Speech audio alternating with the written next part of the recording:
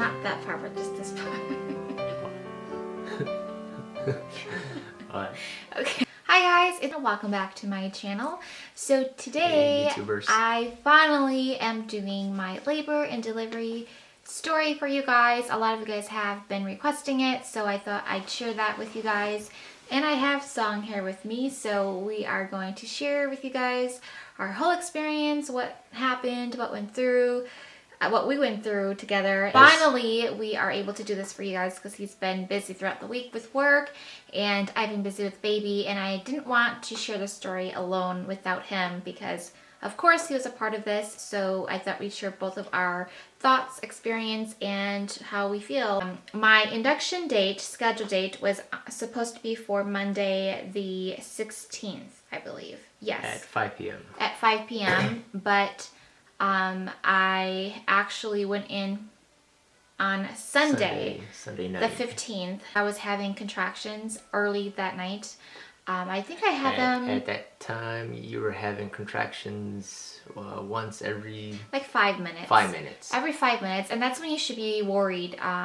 When doctors want you to call them, you know, they want you to call them when you are having contractions between, 3 to 5 or anything closer, because that could just mean, you're in active labor and stuff like that. So we had went in, and my mom was also here, so we all went at 2 to the hospital. I actually got admitted around 2-ish, almost 3 a.m. in the morning. Yeah. Got situated.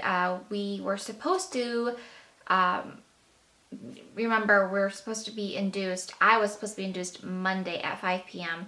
I got admitted. Hey guys, so we are admitted, and here's the process of labor and delivery. And he seems a little nervous, but I think he'll be fine, right, Song?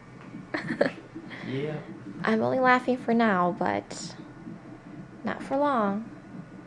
They love to go. Finally got my first IV ever, and it is 3:40 a.m. Eastern Standard Time. So we are here, and we're just waiting. Baby's heartbeat is at, what is she at right now? About 1:30. Yeah. And so the nurse was like, well, you know what? The doctor just thinks that you should just relax, get some sleep tonight, and we will see where we'll go from there, from the next morning. So we slept until like 8. They came in around 8 or 7, something like that. Yeah. a.m. in the morning, on Monday morning. Hi guys, so it is Monday the 16th, and I am hooked, or will be hooked up to an IV pitocin in about 5 minutes, and we're doing our first dosage, which is level 1. And yeah, I'm nervous, but we're gonna be okay. And then the nurse was like, well, we should start pitocin on you, and then we agreed on that. It started around 8 o'clock a.m. in the morning, and it was supposed to be for 5, but I'm glad we started early. And you guys, pitocin, being induced, is no joke. I don't know how natural birth feels, but being induced is really painful. Anywho, what they did was they inserted an IV for just IV fluid, and then that was painful. I've never had an IV pick before. So they started Pamela out at 1 milliliter per hour on And it goes up to 20. The level goes up to 20. And every hour they'll come in and check and increase the levels as needed. And remember, I was when I actually got admitted, I was only 1 centimeter. What was your pain levels at this time? Well, on a scale of of 1 course, to 10? at that time I said it was 8 because, this is my first child, my first baby. You don't know what to expect. Like, your pain level, of course, it's going to be painful. So I said 8. They gradually increased it at a 1 mil increment every hour or so. Not necessarily. It wasn't every 1. Actually, yeah, she went up to like 2 sometimes. Depending on my contractions and the consistency of them. The first few levels, like 1 to 3, I think they were consistent, up 1 level. But I think because nothing was happening, they skipped to 5 or 6 or something like that. And I didn't feel anything at all for the first few levels. It wasn't painful. It was still bearable. Like contractions were coming every 5 to 6 minutes. And that was still like bearable. Like it was not that painful. So throughout the day, I think it was like maybe a few hours later, they bumped us up to like 5 or 6. They bumped me up to like 5 or 6 milliliters of pitocin. And that's when I started feeling it to kick in. And it was like, you know, oh my gosh, I can feel the contractions. Every what, 1 to 2 minutes? Not yet. 2 to 3? Yeah, it was like 2 to 3 or 3 to 5 minutes around there. So it was getting more consistent, and I was getting them more frequently. Does that make sense? So, sure. Yeah, and of course, you know, I was agitated. I was in pain. Song was there. My mom was there, and you know, it was really just the waiting game for us. Like the nurses were great. We had a great experience with the nurses, and I pretty much just slept in bed all day when I got the pitocin. I was just very anxious. I don't know, were you anxious? Like, how did you feel? At this time, no. Yeah. We knew it was just a waiting game at that time. Yep. So I think it was like a few hours later after I got the pitocin, they came in and checked, and I still didn't dilate. I was still at like that 1 centimeter. And I was getting frustrated because... And you were what, like 70% efface? Something like that? Yeah, 70%, which wasn't really anything. No, barely. I don't think I was even 70. I think I was like only half. Yeah, like 50% efface. I mean, my cervix wasn't opening, so if my cervix didn't open, of course I wasn't going to dilate. And then, of course, they came back later and they upped and upped and upped my pitocin level, and it was so painful, guys. They actually gave me a yoga ball, and that really helped me. If you guys are planning to get induced, or you guys are scheduled for induction, choose, or if your hospital does offer a yoga ball, I really think that that helps me throughout the process. I was on the ball, and I was right against the bed, and I was just basically bouncing up and down on the ball, and that just kind of helps with the contractions, like the rhythm of the contractions. That felt so much better than actually sitting in bed. You also went for a walk a few times too. Yeah, that was when like it wasn't that much painful. Hi guys, it's 9:20 and they bumped me up to I think 3 or 4 milliliters of pitocin, and I'm on the IV and on some fluids. Right now my baby's heart is 126, and I'm getting contractions. They're a little bit more painful, more intense than my actual like regular contractions without the pitocin. So I'm just gonna go for a walk, and I will keep you guys updated. Song's in the corner, doesn't want to go walking with me, so I think that's what I'm gonna do, and we'll see you guys in a little bit. Bye. I was getting back pain, back contractions. I wasn't getting so much like stomach contractions, like abdominal. I was getting more back contractions, and they were so painful. I could not sleep in bed, so I opted out on that, and I sat most of the time I sat on the yoga ball, and then Song was right behind me, and he was massaging me, and my mom also was... a lot of work. Yep. He's in a lot of pain. The biggest President's Day sale in Connecticut right here at the Paracetamol outlet in Hartford. Over 400 brand new factory fresh Subarus on sale right now. Baby still doing good? That's a good sign. I just want to sleep. Cam is mentally drained, exhausted.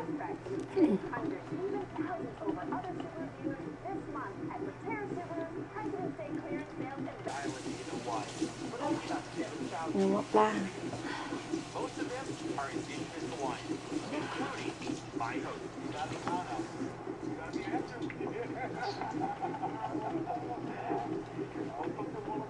Hawaii, where you can find a delicacy that used to be common on all the islands. Fall once you're out here. This color rocks. Yeah, we're getting Okay, that's good. okay. So we just gotta be careful. Now we're out here. She eventually went up to 16 milliliters of pitocin. Yeah. After that, they checked her cervix, and you were what? How many centimeters then? Like 2. 2 or 3. 2 or 3. And And I think 70% efface. And they didn't want to check me so often because there's a risk of infection. So it literally was like what? From 8 till like 4 or 5. They came back, and that's when I was like at level 16. So I was on pitocin all day. I was not dilating, and I was in so much pain. When I was at 16 milliliters, my contractions were coming every 1 to 2 minutes. And what was the pain level? Oh my gosh, like at this time it was like 10. Like it was so painful. Like, you know, I was in a lot of pain. Yeah. It's very hard to explain the pain, but it was so painful. I was like bone crushing? Oh, I don't know what bone crushing feels like, but it is painful. And I mean, it's worth it at the end, but anywho, I'm like going off track. But at 16 milliliters, they came back and I was contracting 1 to 2 minutes apart, and they came back and they decreased it. Did they? Yeah, they decreased it to like 13 or 14 because I was having contractions so often. This is what, at what? Later that night. 9 or 10 p.m.? Mm-hmm. So or a little earlier. So they went down on her pitocin to like 14 milliliters. Yeah, because my contractions were coming consistently and they were coming like every 1 to 2 minutes, but I wasn't dilating, so that's why they decreased it. And then you went on what, 14 for how many hours? For like 3 hours, right? For like, yeah, a few hours. For about 3 hours. It's like 8-ish. Now this is like, we're talking about 8 p.m. now. Yeah. Like 8 p.m. at night. So the same day on Monday, I started from 8 a.m. until 8 p.m. And that's when they came back in, and the nurse came in, the night nurse came in. They swapped. And then, of course, this is when the doctor came in, the OB came in. And this is when the story changes because well, we did not have a good experience. This was a doctor that we didn't meet yet. We met most of the doctors at the outpatient clinic. Yeah, you guys remember when I told you guys I had a lot of different doctors and midwives? Well, of course, like any other story, I got the doctor on call who I have never ever met. But the nurse was like, oh, he's a real nice guy. He's understanding. At first he was nice. You guys will really like him, so we're okay. So the doctor walks in, you know, he shakes my hand without introducing himself. And never met the guy. He quickly discusses things with the nurse and comes up to us and says, well, it looks like you guys haven't had that much progression for the past 3 hours, so I think the whole day. How about I pop your water? Break your water, rupture membranes. So I was like, no, we don't want to go that route because we want to go all natural. Getting your water broken, there's a high risk of infection, and that can lead to C-section. So those are things that we were thinking about. And when the doctor said that, when our OB doctor said that and came in and said that, we looked at each other and we talked in our language, of course, which is Hmong, and he was like, "Oh, you can't do that." Yeah, and he was against our a little decision. against us discussing what we wanted to do. Yeah. And at this point, you guys got to keep in mind that Pam was in a lot of pain, so she couldn't really think for herself either. Right. So at this time, it was really up to me, which in my mind, it was a definite no. You're not gonna break my Pam's water.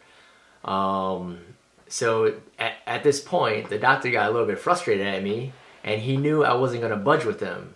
So he went straight to Pam and asked Pam. He was looking at me and he was like, well, what do you want? And I was in so much pain. I think for me too, that wasn't an option for me because I know the risks behind that, and there's a lot of risks in anything, but that was like the last thing that we wanted to happen. Yep, so. And it's stressful, like you said, like how did you feel when you had to make that decision? Like, you know, this is a stressful time since we felt like we didn't have any more options, which in my mind there was plenty of options left.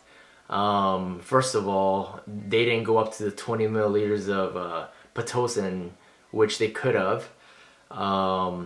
Breaking the water was one option.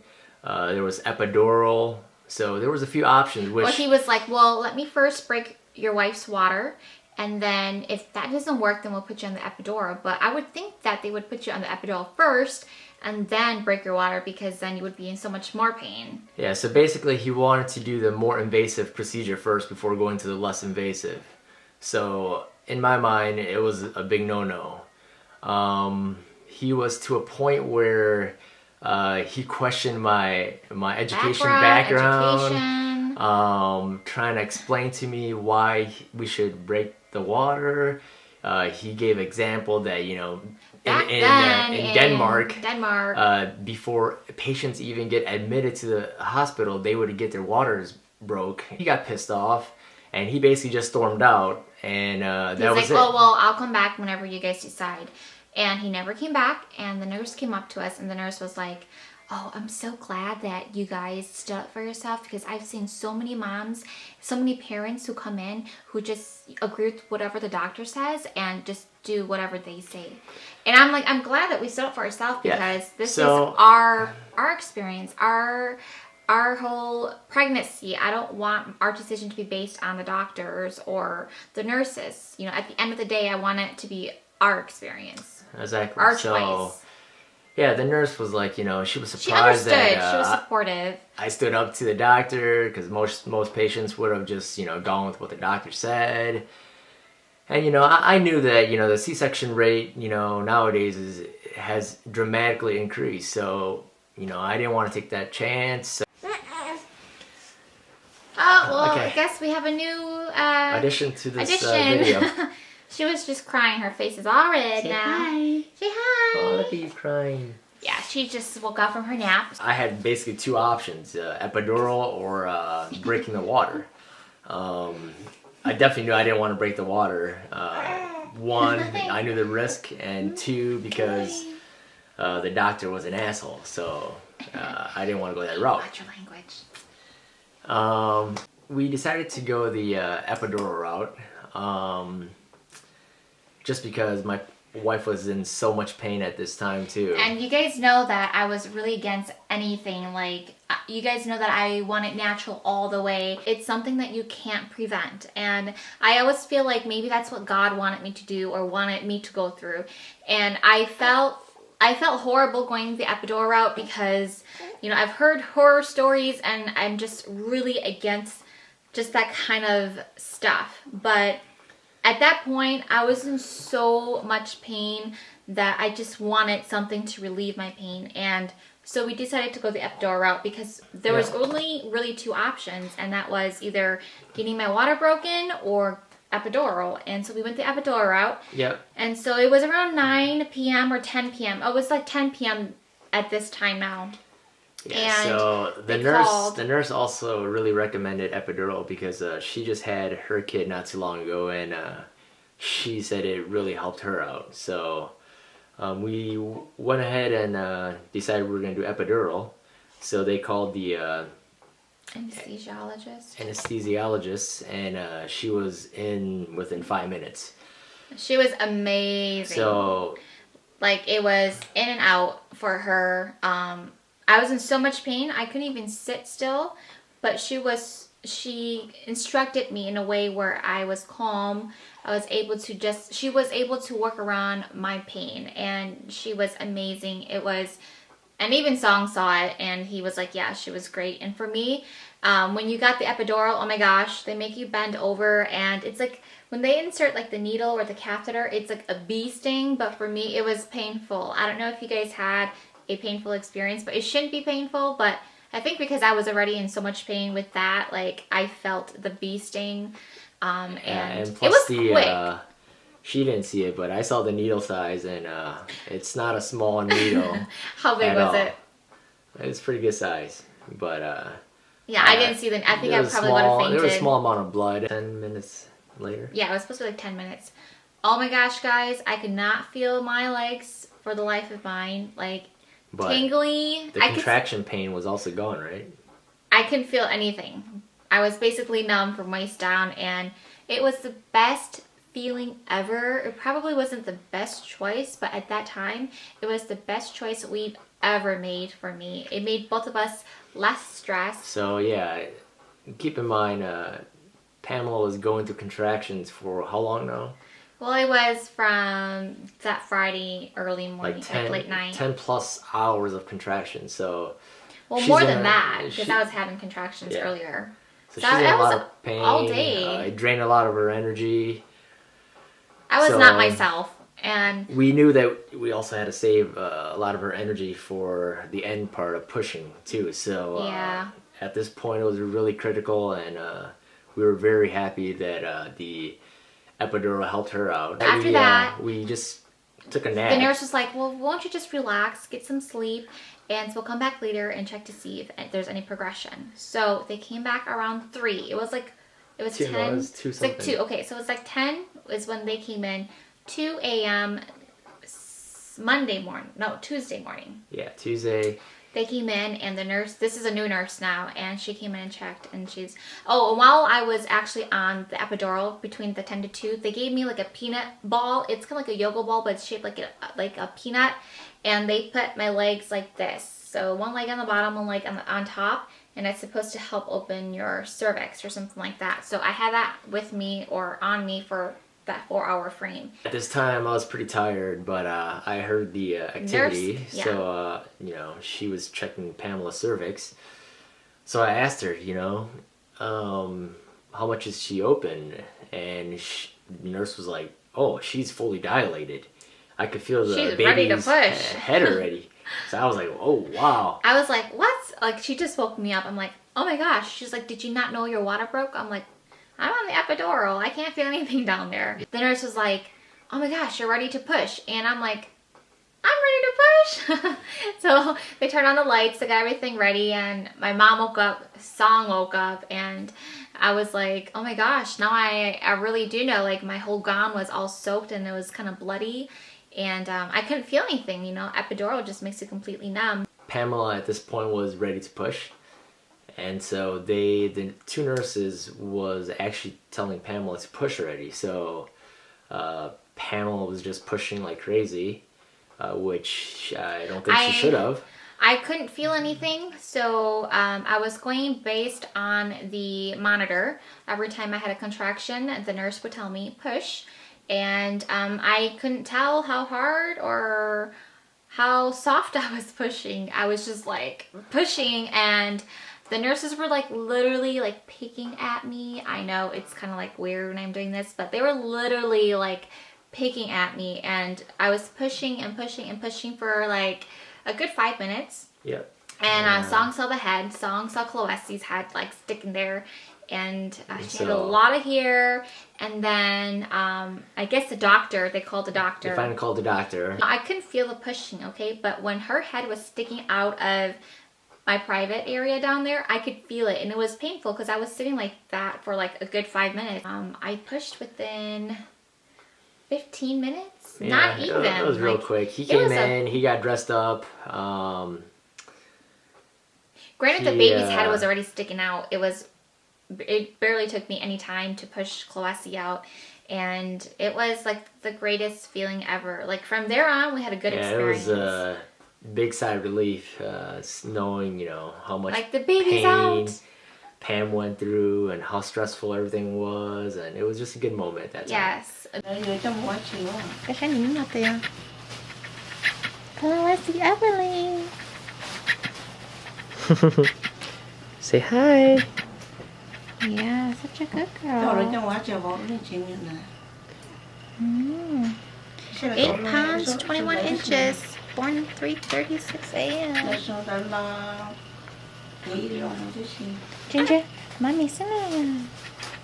Dia ke mommy sini. Oh, cukup. Oh, Ginger. Cepat ya, Ginger.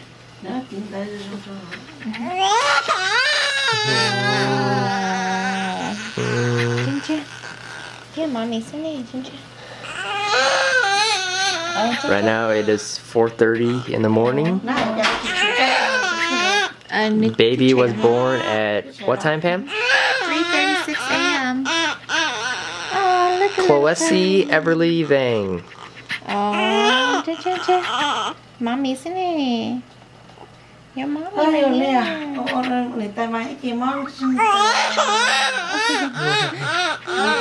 All right, more to come. That's when, like, when you know that the time is, there, when it's time to push, it's like, oh my gosh, you forget about all the pain that you've been through, and you're just so excited to see your little precious little baby. And it was the cutest thing ever when they put her right on me. I did skin to skin, which was the greatest feeling ever. I recommend every mom out there to do skin to skin with your baby. It's the best bonding ever. And when I had her, it was just like, like the pain was not even there anymore. I didn't even care if I was on epidural, because she's here, healthy and big. She was 8 pounds, so I had her on the 17th on Tuesday at 3:36 a.m. and she was 8 pounds, 21 inches. Well, then after we delivered, they took baby and got her for a wash. She got her hepatitis B shot and a vitamin K shot. Yep. And then the next day, we had a choice to stay for 2 days, postpartum stay, but we only stayed for 1 because we've been in the hospital for like 2 days. It was so, hectic. Nurses coming in and out. There was nurses in training. Yeah, it was not comfortable at all. Doing all these tests on baby. Baby wasn't happy. Yeah. We couldn't get any rest. We got discharged the 18th the next day, and we wanted to go home early, but they were like, oh, you can't get discharged like 12 or 1. And until 12 or 1. Yeah, and then we finally got discharged. We brought baby home, and it was such a big sigh of relief. You're in your own house, you're comfortable, you can do whatever you want. Baby's finally home, and no one bothering you. No one bothering, nothing chaotic in the hospital.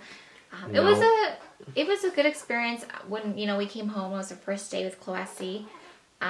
Huge help to my mom too. She was here, and thank God she was here, and Song was off for a week, so it was really, really, really helpful, and I'm very thankful. For me, it was really, really tough. I'm not sure about Song, like how he feels, but as a father, like, how do you feel? Like, I'm sure they want to know how you feel or how you felt. It wasn't too bad. Of course. Other than not getting that much rest, that was probably the most exhaustive. Overall, the delivery process of seeing Pam deliver your own child, it was a great experience. Besides that, the experience at the hospital, the experience with the doctors, it wasn't too good, but we're not going to let that bring us down. Or let it bother us. Yeah, or let us bother us. The most important thing is, we have a healthy baby. We're back at home. The first few days it wasn't too tough because we had my mom here, but it was tough in a way where we were still learning how to do, giving baby a bath, worried about the umbilical cord, how, to clean it, just everything, like the first time, like just how any first time parent would feel like. So we enjoy it, and now it's really hard because my mom's back at home and Song works really early in the morning, so it's very limited help around the house, and he's been doing great with that, and I don't know, I think we're doing good. Yeah, I had to do a few adjustments here and there, but overall it's not too bad. Yeah, and she's really good too. Like, Cloessie doesn't cry unless she needs a diaper change or if she's hungry. She eats a lot now. Most of the time, if she ever does cry at night, it's because she wants to be held. And I think she's gotten used to that. So we just pick her up and then she goes back to sleep. So it's nothing like crazy where she just cries because she wants to. But she's a pretty good baby, and we're blessed to have her. We're really, really blessed to have her. She's a little cute butterfly. That was our experience. Wasn't the best, but nothing we can complain about. So yeah, overall we had it was good. The best experience was just when we actually had her, like when I actually gave birth to Cloessie. That was like probably the best experience ever. And then of course from there on, just having her with us is really just the best experience. So yeah, we're blessed, and we're happy, and that's most important. So yeah, yeah, I think that's it, guys. I hope you guys enjoyed our labor and delivery story. It was definitely tough, but definitely worth it all. And yeah, we're hoping to do more videos for you guys. Well, at least Kalesi and I will be doing our weekly updates. I'm not sure about Song. It's Tuesdays, so he's not home when we're doing it. So if we're lucky, we'll get him in a video. But I was very, very lucky enough to have him in this video because, you guys, it took us almost a month to get him to do this video. So that is why. It's not because I didn't want to film for you guys. It's because it was hard to fit it in with his schedule. So yeah, I'm glad he did it. And that is it. So we will catch you guys in our next video. And if you guys have any questions or comments or anything like that, comment down below. If you have any questions for Song or I will let him know, and we could probably do something with the video or something like that, a Q&A or something like that. So any input or recommendations for fathers out there, first-time dads? It's not as bad as what people say it is. So for me, I think moms just relax. As hard and as painful it is, you just have to breathe in, breathe out, and just think about the moment of when baby comes. Like, just think about that moment and your mind will be in a whole different world. So keep that in mind, and like I said, we will see you guys in our next video. Bye. Take care.